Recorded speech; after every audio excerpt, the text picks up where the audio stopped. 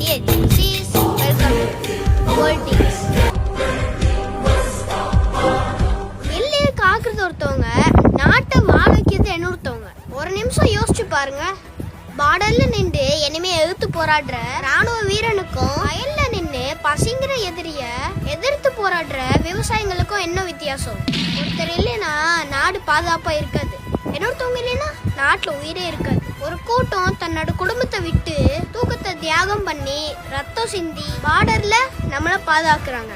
இன்னொரு கூட்டம் தன்னோட ஆசை எல்லாத்தையும் தியாகம் பண்ணி வேர்வைய ரத்தமா சிந்தி வெயில் மழை புயல் எதையுமே பெருசா எடுக்காம நம்ம தட்டுல சோறு வரணும்னு போராடுறாங்க. ஆனா இந்த நாட்டுல ஒரு ராணுவ வீரன் மரணம் அடைஞ்சா நாடு ஃபுல்லா கண்ணீர் சிந்துரும். அது சரிதான். ஆனா கடன் சுமையால விவசாயம் உயிரை விட்டுட்டா அது ஒரு நாள் செய்தியா மறுநாள் மறந்துருவோம். ஏன் அவங்களோட உயிர் மதிப்பு இல்லையா? நம்ம பசி போக்குற மனிதனோட வழிக்கு யார் பதில் சொல்றது? ஃப்ரீடம் கிடைச்சி இவ்வளவு வருஷமாச்சு, கவர்மெண்ட் மாறிச்சு, கட்சி மாறிச்சு, தலைவர்களும் மாறினாங்க. ஆனா மாறாத என்ன ஒரு செய்தி இருக்கு, கடன் சுமையால் விவசாயி தற்கொலை.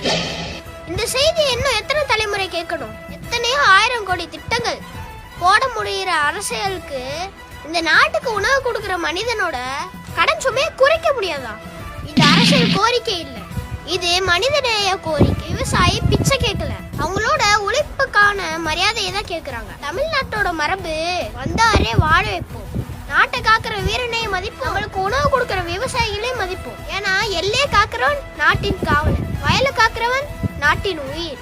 விவசாயி விழுந்தால் ஒரு குடும்பம் அழியாது, ஒரு தலைமுறையின் நம்பிக்கையே அழியும்.